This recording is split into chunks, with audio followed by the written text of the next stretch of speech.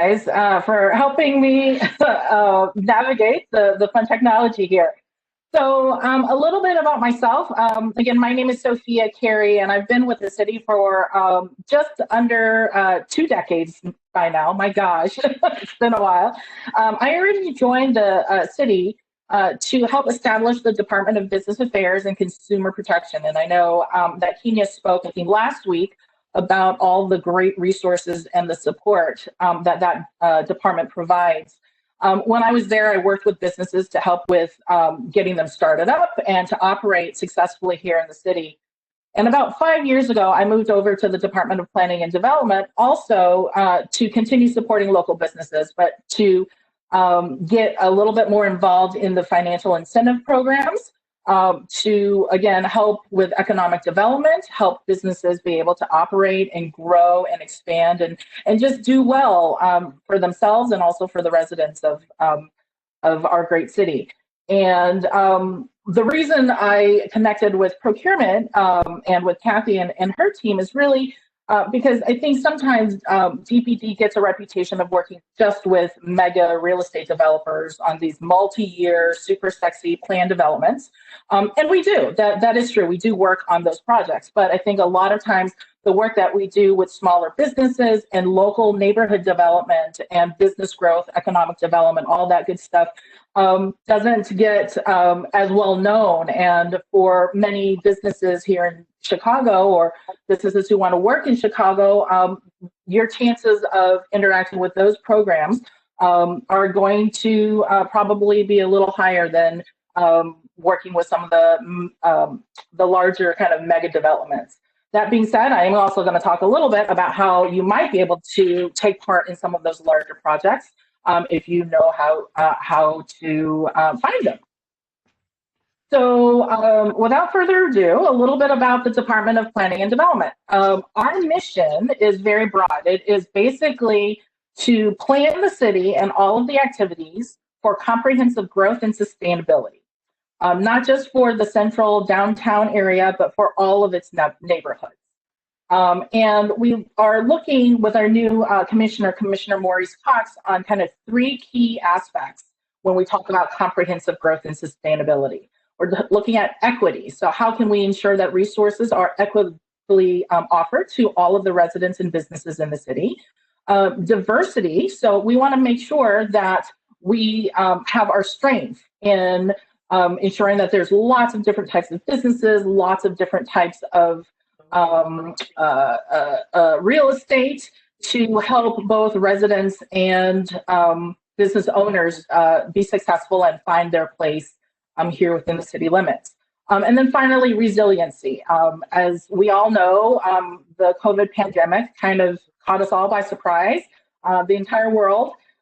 So how can we look at our city and plan it in a way where we can be resilient and sustainable whenever these types of events occur, outside of our control.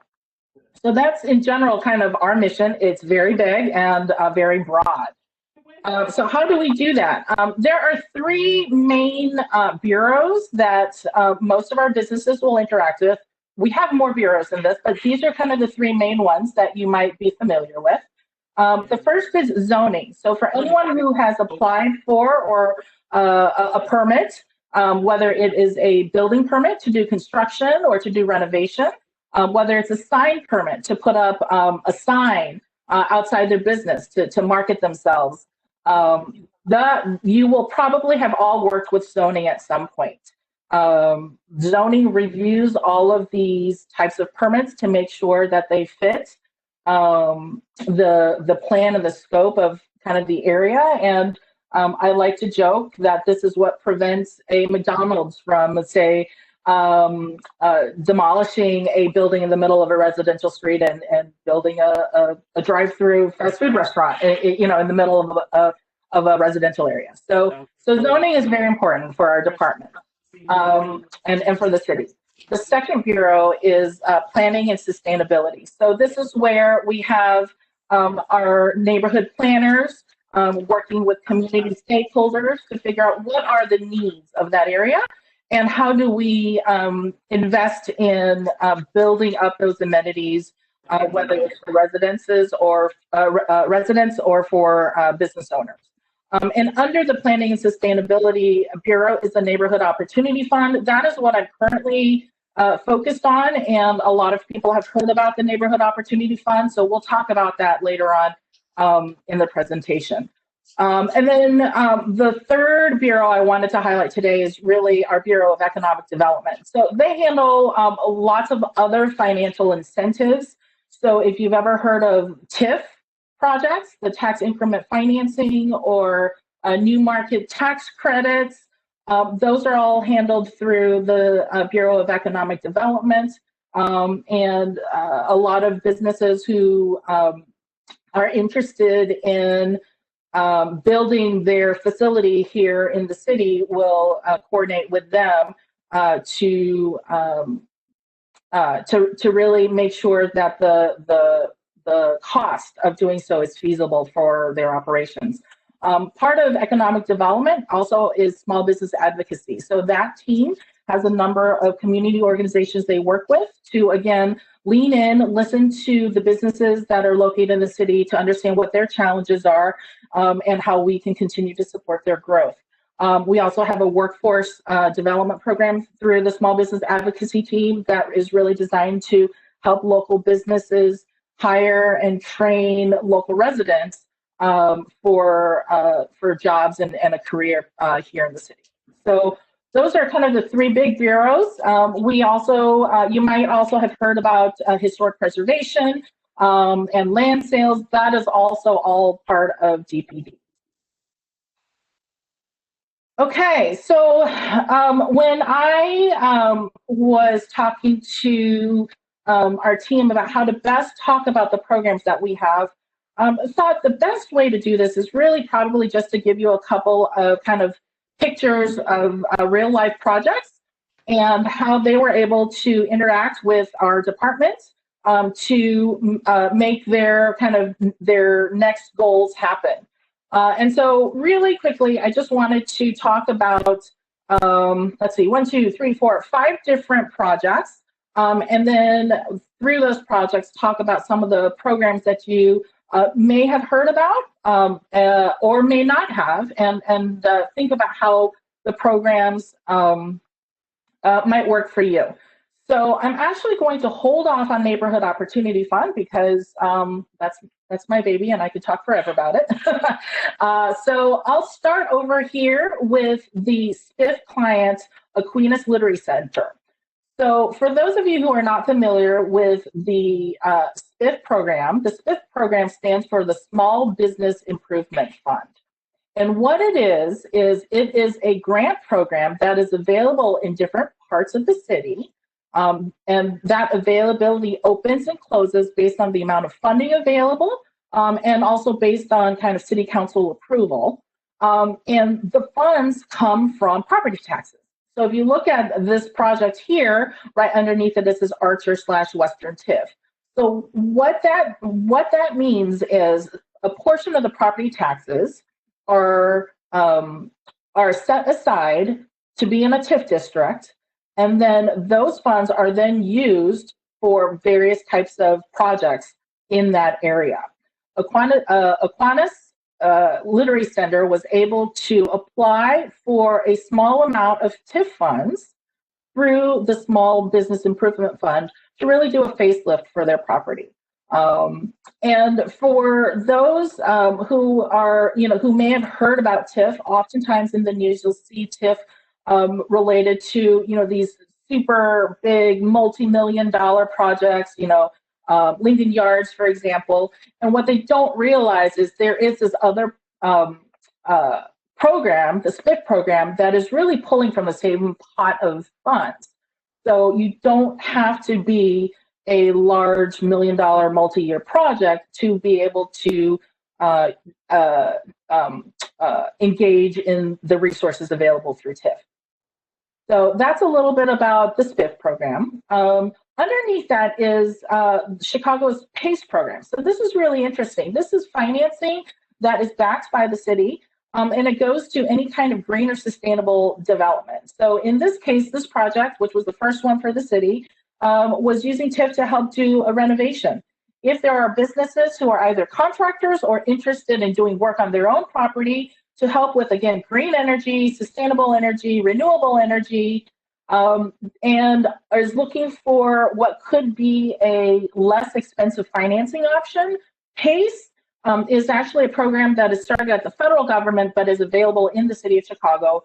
And the way it works is the financing for your project is backed by the city, and oftentimes that means it's at a reduced interest rate. So for anyone, again, who is out there looking at solar panels or even doing something as simple as trying to upgrade windows to be more energy efficient, those are all different types of projects that could be eligible for the PACE program. The one to the left of that is the Roosevelt and Costner RFP. This is actually available right now, and if you look at that tiny picture, you'll see there's kind of 2 blocks of green, sort of green space. So this is just a reminder that DPD actually maintains an inventory of city-owned land, and for any business who wants to or is interested in making their home in the city of Chicago and is interested in acquiring land from the city, there are several different types of programs to do that. The Roosevelt Costner RFP, which you can find more information on after the presentation, is basically the city soliciting different types of projects for that 20.8 acre site in North Lawndale.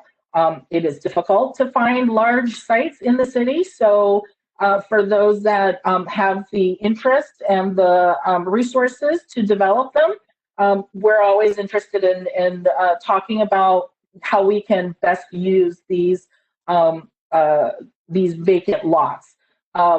Separate from this 20.8 acre site, there's also lots of little tiny sites and properties across the city, most of which are held in the DPD inventory. And then depending on your need, there's different types of programs that you can go through to acquire those properties from the city. Then to the bottom left, you'll see a picture of local market. So this was a grocery store that was built in what was previously identified as a food desert in the city. So that's an area where the local residents really didn't have access to fresh, healthy produce. They had to leave their neighborhood, if you will, to find that. And this project here, so this new grocery store that moved in, was one of the projects that used TIF funds, so the tax increment financing at the larger capacity, as well as new market tax credits, which is another type of financing for larger projects. And with those incentives, did move into the South Shore area and set up a grocery store.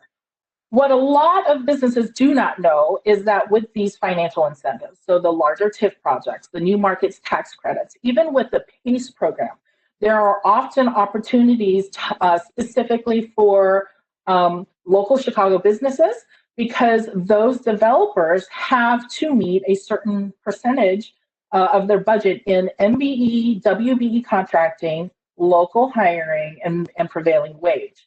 So for those businesses who maybe are eligible to be certified as an M or WBE and just haven't done so, I really encourage businesses to do that. I know it takes a little bit of more work and some paperwork, but having that certification really allows you to partner with some of these larger developers and say, hey, I know you've got a large project and you're getting financial incentives from the city. And some of those incentives have a requirement that you work with an MBE certified contractor. I'm a plumber. I'm MBE certified, and I'd love to talk to you about what opportunities might be available for me to partner with you on this project. So, again, anyone who is already certified or could be certified and just haven't taken the chance to do so yet, anytime you read in the news about these large projects, I encourage you to think about connecting with them and seeing what opportunities might exist as a sub for those developers.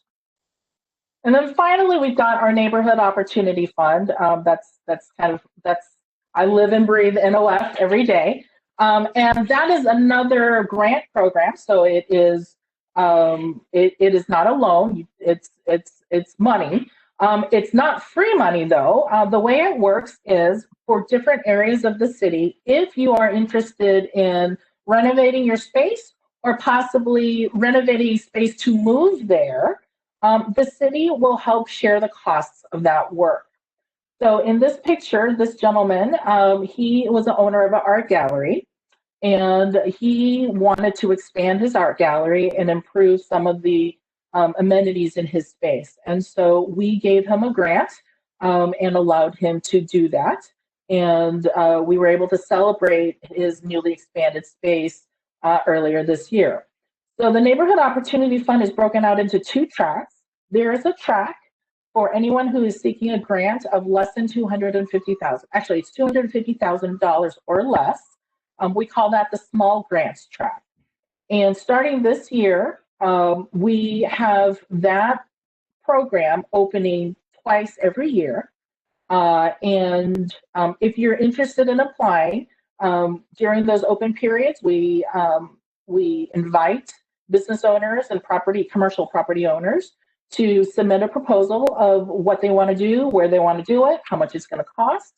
And then we review those to see which of those really provide a catalytic impact for the neighborhood that they're moving into or that they're currently operating in. And based on the project cost and the needs, we select them for grant funding to help them complete their project.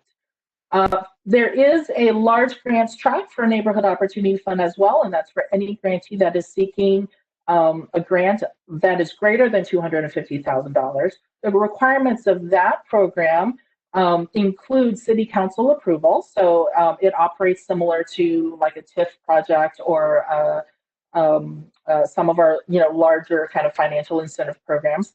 And it does also have MWBE requirements. So again, if you see a NOF project that is receiving over $250,000 in city grants, and you are one of those certified businesses, that's your cue to reach out to those grantees and say, hey, are you looking for an MBE contractor? These are my services. Love to see if there's an opportunity for me to work with you.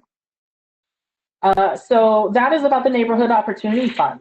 For anyone who is more familiar with the NOF program, it recently closed. It closed on Friday of last week, and we received just under 400 applications. We've got about $5 million that we're looking to give away in grant funds, and so DPD is furiously looking through all of the applications, evaluating them with our community stakeholders to determine who those finalists will be.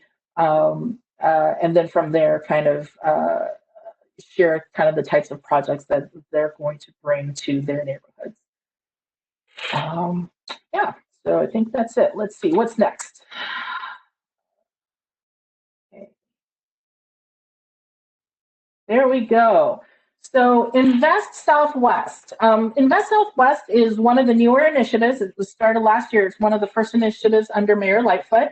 The NOF program is part of Invest Southwest, and it really is designed to support investment in areas of the city that have historically not only not seen the investments that say a Central District downtown or Lincoln Park, Gold Coast, those areas have seen over the years, but in some cases have actually seen some active disinvestment where money was actually pulled out of those communities, amenities, services left for various reasons, and the city's really looking to lean in and support the creation of jobs and opportunities there. So the Invest Southwest initiative has a lot of different programs and projects underneath its umbrella, so to speak.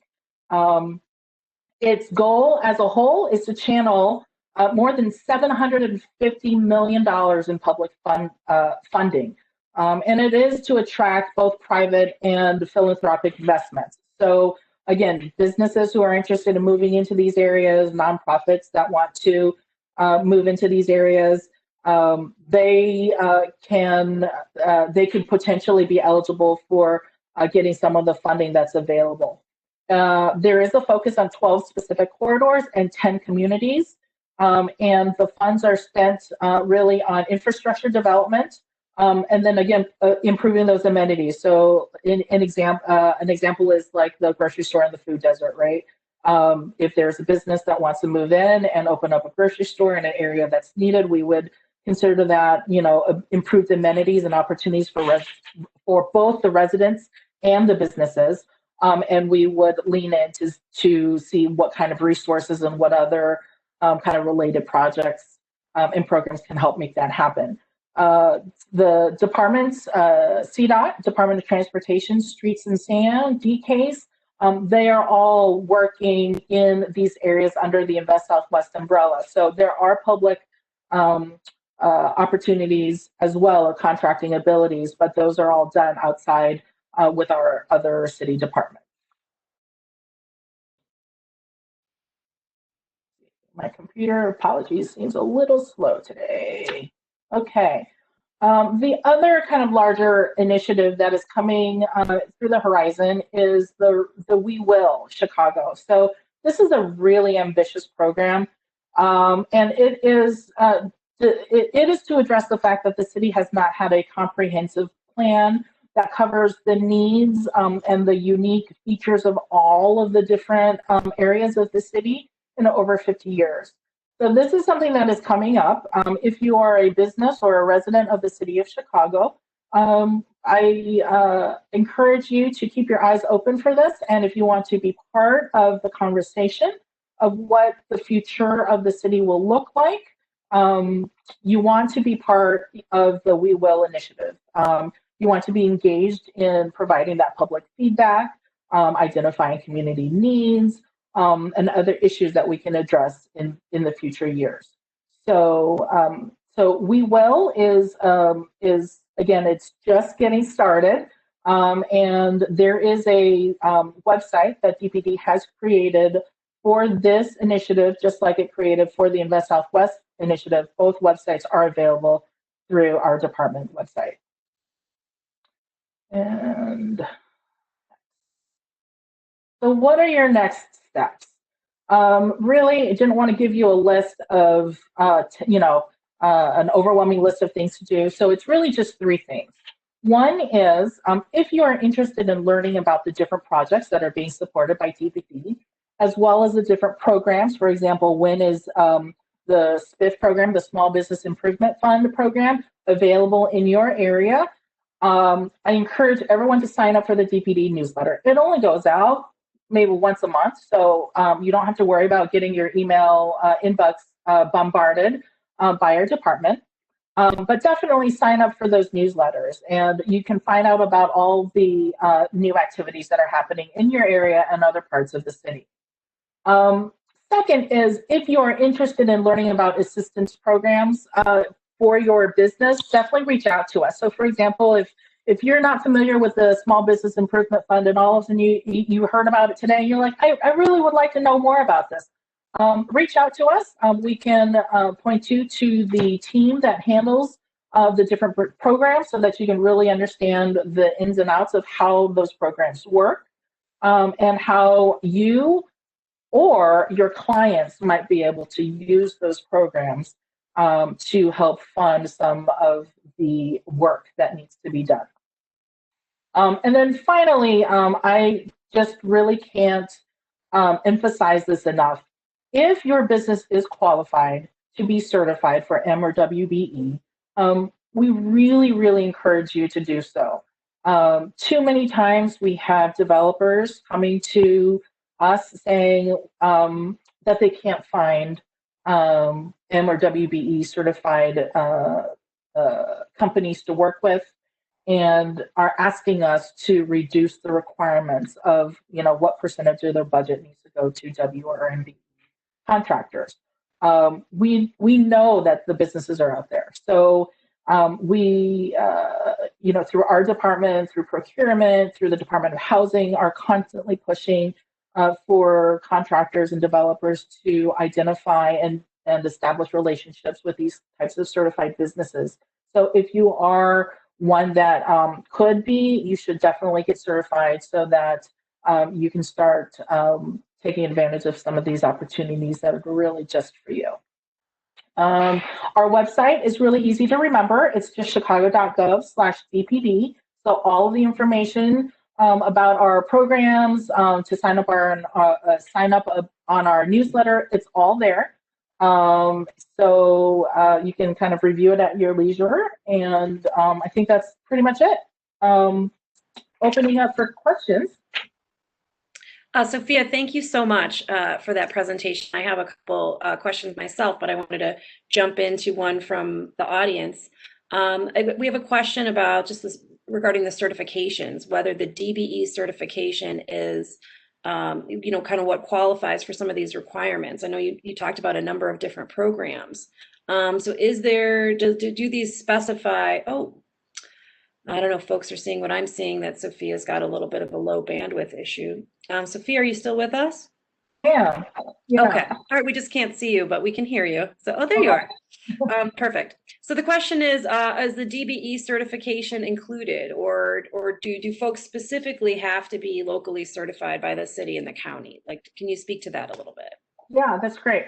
So to meet the requirements for our programs, you do have to be certified, or the developers have to work with businesses that are certified with the city or the county. So any other certification is not going to work. This is the reason why we work with procurement, Women's Business Development Center, all of these organizations, because you do have to get either of the two certifications. In terms of DBE, so the requirements do vary per project. Most of the time, what I see are MBE and WBE requirements.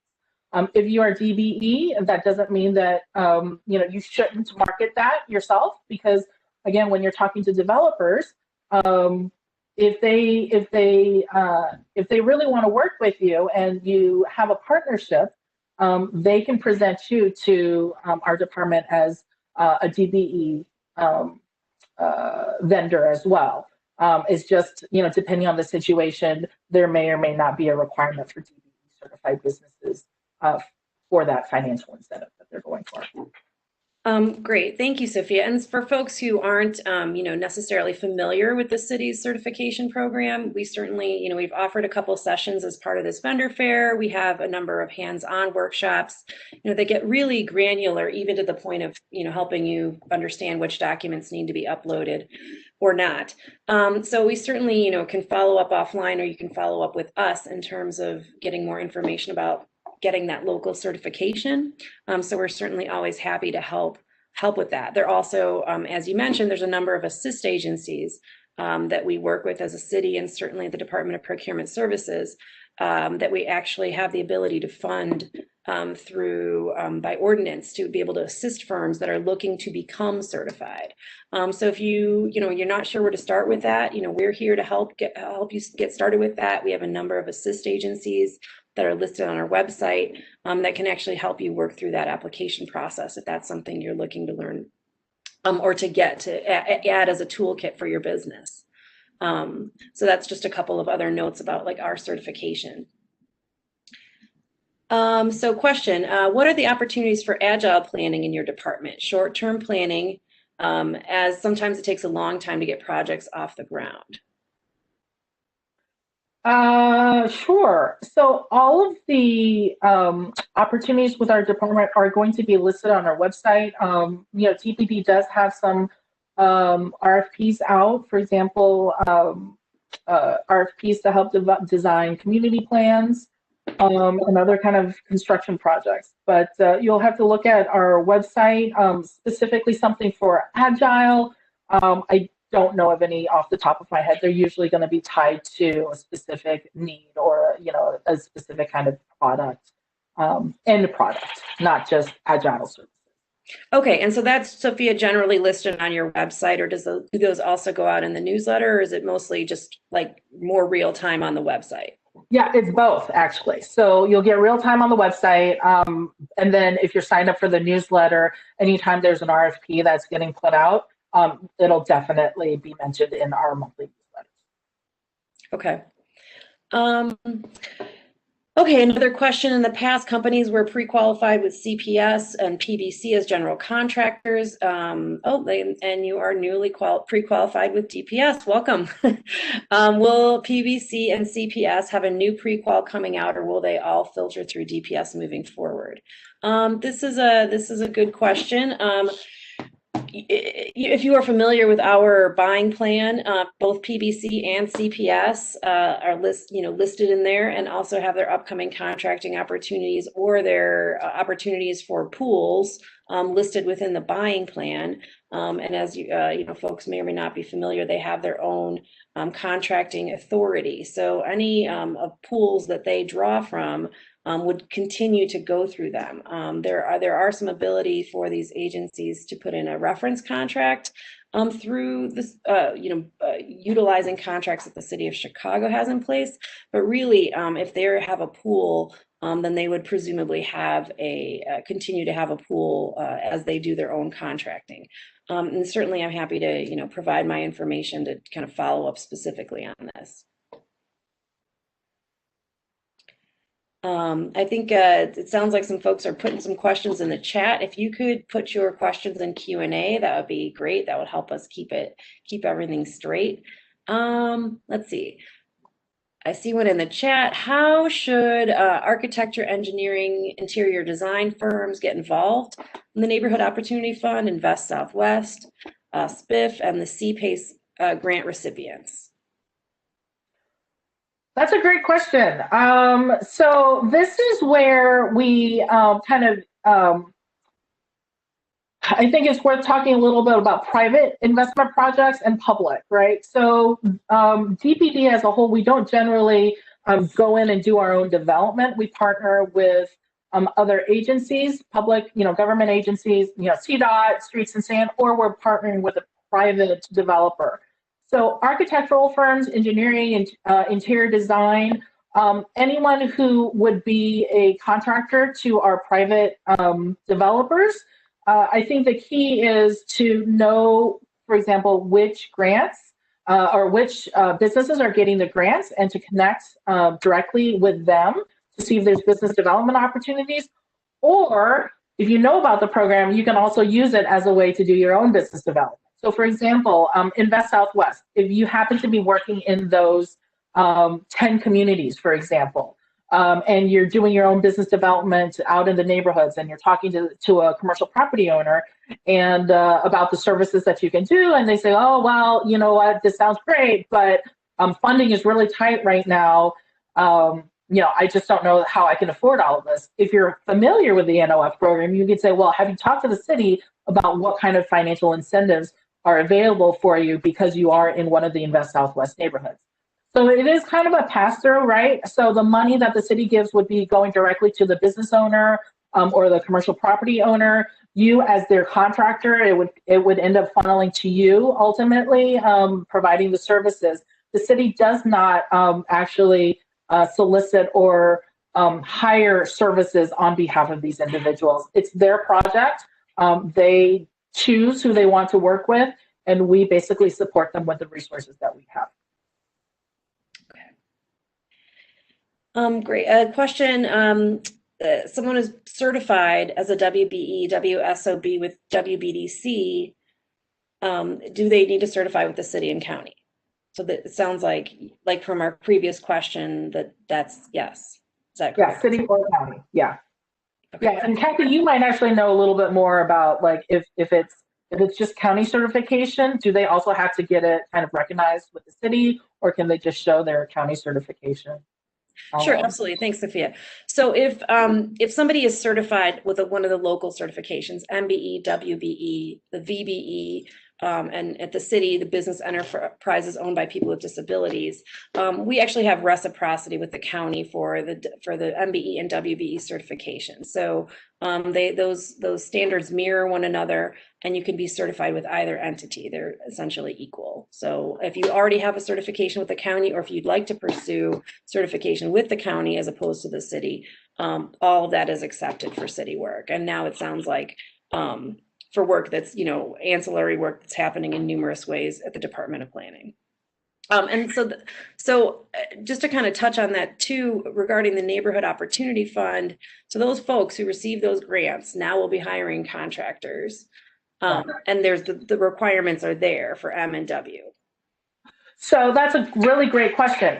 If they are a large grant project, so if they are a project that is receiving over $250,000, there is an M or WBE requirement for their specific project.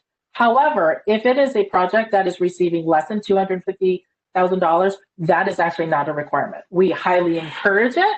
And in fact, studies have shown that businesses who hire local contractors that are in the neighborhood, they tend to have better results because, well, gosh, the contractor is going to drive by that property on a regular basis, and it's kind of their business card, so to speak, to other businesses in the area. So we know that for many reasons it is good to hire locally for that work, but we don't have an actual M or WBE requirement for projects that are receiving less than $250,000.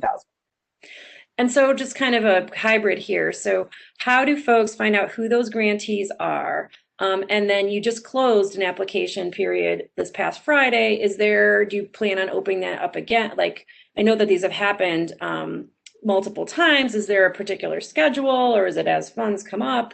Like, can you speak to like how often these application windows open up, how somebody finds out about them, and how somebody finds out who won so that they could like reach out to them? Yeah, great question. So I'll answer the one about who won first. Again, you can go to chicago.gov/DPD, and there's a link to the NOF website. You can also actually just go to chicago.gov/NOF for Neighborhood Opportunity Fund, and it'll take you directly to the NOF website.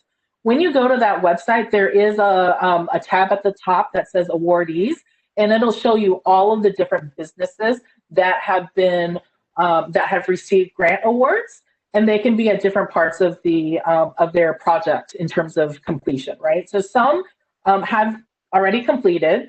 Others are still busy looking for the right GC or the right sub to help them with the right architect to help them design or redesign their space. So definitely feel free to look at the list of awardees and see if any of those projects are of interest to you, and reach out to those awardees directly. In terms of how often the program opens, so again, this is fairly new in that just this year we were able to really set a schedule of having applications open twice a year. So we had an application open February and March of this year, and then we just had one in September, October. So in general, we don't have a specific date set yet for 2021, but it's going to be in Q1 and Q3 of each year. Once an application period closes, it takes the city about a month and a half to review all of the applications that come in. We review every one of them, and there's a huge kind of stakeholder group that helps make the final selection, which is then announced. And those announcements, again, will be on the DPD newsletter. There's usually like a press release from the mayor's office. And so, yeah, if you sign up for the DPD newsletter, you're going to be one of the first ones to know, besides the grantees themselves, who gets selected for this current round that just closed on Friday. Got it. Well, and when you do have your openings, we also put it in our DPS alert email newsletter and share it with our list of certified firms. So we try to follow you guys closely on that. Are there opportunities for marketing and communications firms? Is there a way for them to plug into this process? Good question. If it's marketing, communications services for businesses, so let's say like an NOF grantee, We currently don't have any resources to support that. It is something that we've been talking about. So who knows, maybe in a couple of years, we might have a menu of services that are available to support these small businesses. But for now, we don't have any kind of pre-identified route to for those kinds of services. For us, for the city of Chicago, for DPD, when we use those services, obviously we work with procurement and use one of the contractors that are pre-approved on the buyer's list. So. Sure, and I mean, definitely, I've seen this question before for quite some time, and the city doesn't have they don't do a solicitation for marketing and communication services. But I mean, if you are interested in, working with government and seeing what kinds of projects government is doing, there may be like marketing communication services that are, embedded in some sort of greater initiative. And I know this is a little bit of a tangent from this particular topic, but we definitely encourage folks to, go back to that buying plan and see what's happening, not only with the city, but with our sister agencies. And you would be surprised where, it might be Chicago Housing Authority has a program that they want to do an educational campaign to youth. So, I mean, it is sometimes, in this space and folks who are in the marketing communication space, are definitely creative folks, and it's close to my heart personally. Like, you do have to look at the buying plan and what these opportunities are with a different lens to see how you could fit in, or that could be built in. It won't necessarily be a solicitation for marketing and communications, but that definitely, can be a piece of like larger projects. So let's see, we had a question. I went a little bit out of order, forgive me, but we were trying to get to everybody. After the Chicago the Infrastructure Trust was dissolved, or like is DPD or another agency department leading P3 opportunities? Or is planning taking on any of the anything? I believe we're talking about the Infrastructure Trust, the Chicago Infrastructure Trust. Yeah, I'm not personally familiar with the Chicago Infrastructure Trust. I know that in general, the way DPD works is, we are having meetings and talking with community stakeholders, so residents, businesses, aldermen's offices, to help identify needs. But then we coordinate with CDOT or Streets and Sand, some other department to actually get those infrastructure projects completed, landscaping, that sort of thing. So I don't know if that answers your question. Unfortunately, I'm just not familiar with the Infrastructure Trust. Sure. Well, and I think we can follow up with that outside of the scope of our talk today. Question, does DPD use outside contractors to review submittals to verify cost estimates of the proposer's application? Oh, great question. Great question. So the SPIF program, the Small Business Improvement Fund, and the NOF small grants, so Neighborhood Opportunity Fund projects that are seeking or applying for grants less than 250. We do actually have a program administrator identified for those two programs. That organization is called SOMERCOR. SOMERCOR. And if you go to their website, you'll see both of the programs listed there as well. So we work with them. They do sometimes have subs to help them with, packaging application materials and reviewing, estimates and whatnot. But those are the two programs that I know have program administrators. PACE also has a program administrator. So I think if you go to chicagopace.org, you can see that organization and see kind of who they use. But otherwise, the city, DPD has its own internal underwriters and planners that are reviewing projects internally. And do those services go out to bid like periodically, or is it connected to like grant funding or?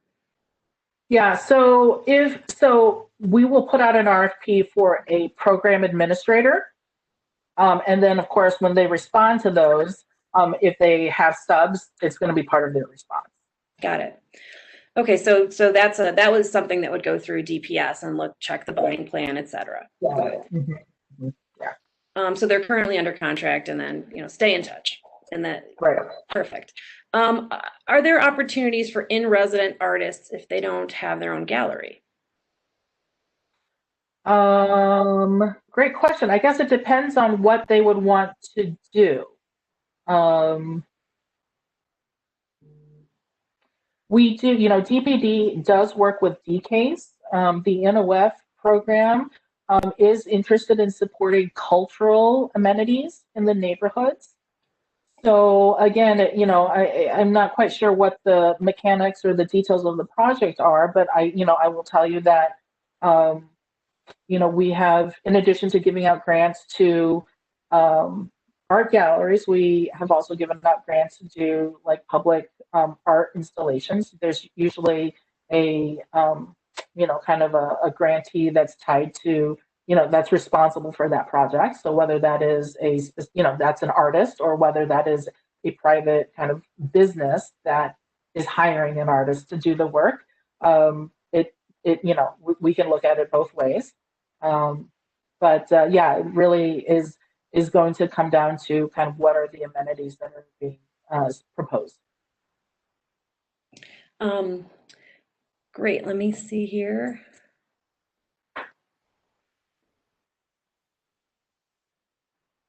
Someone offered a comment that their local PTAC, Procurement Technical Assistance Centers, are here to serve local businesses at no cost. So we just had that presentation earlier this morning at 10 a.m.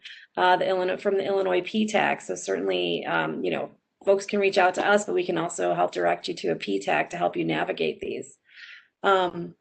I'm just kind of scrolling through and just trying to make sure if we got all of our questions answered. If for some reason we didn't get our questions answered, I will, put our email address in the chat, and we certainly, can follow up with folks or follow up with chat questions in case we've missed something.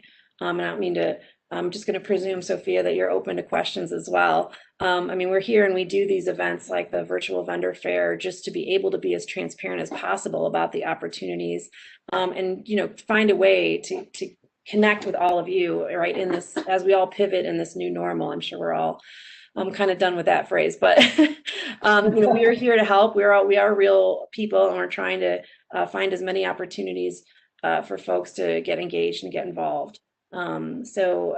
With that, we thank you very much for attending today. We do have thank you so much, Sophia, for joining us and presenting information on behalf of the Department of Planning. We will go ahead and leave our contact email address in the chat in order to route any questions. We hope you join us for additional sessions, and we really hope to see you again in the future, ideally in person.